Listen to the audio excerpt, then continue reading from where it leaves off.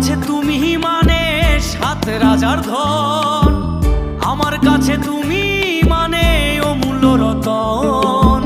তোমার কাছে হয়তো বন্ধু আমি কিছু না, তাই তো তোমার স্বপ্নে বন্ধু আমি আসি না।